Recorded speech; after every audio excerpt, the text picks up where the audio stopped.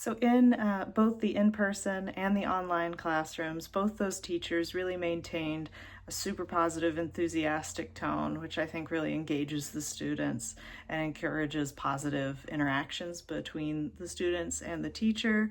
They both gave reminders of expected behavior in a non-judgmental, broad way, so no specific student seemed to be the target of that. And the students really responded. They both demonstrated how to use class tools, whether it was dictionaries and iPads or an online protractor. And then the in-person teacher asked a lot of questions to promote engagement, which is, I think, a little harder in the online classroom because it's just more overlapping voices in there. But she did a great job with that. She allowed students to have the autonomy of choice in choosing their books to promote engagement and ownership of their own learning. She formatted the class so that students were paired up so that they got to really interact with each other on a small one-on-one level. And then she walked around to check and see how each student individually was doing so that she got to interact with them and create the comfort of that kind of community level.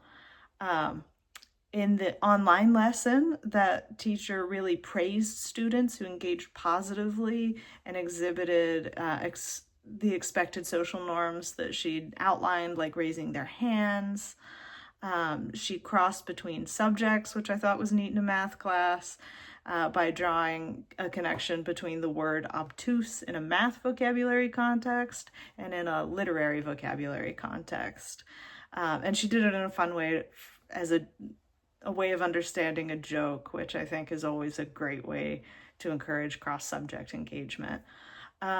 She explicitly gave all the students time to speak, which was nice. That way, the students that were eager to raise their hands got their turn, but the students that were more likely to hold back also got a turn to express their ideas in an equal way.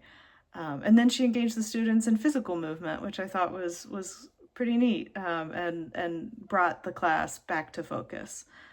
I think the teacher in the physical classroom could really benefit from engaging directly with the material like the online teacher did, and sort of model that behavior in her students so that they could see it and engage like that. And I think that the online teacher could take a leaf out of the in-person teacher's book on how to get her class back under control through reminders that when the teacher is talking, everybody is quiet. But overall, I think they both did a really good job at engaging the students in their subjects, on their material, and keeping them on track, but still feeling like a community.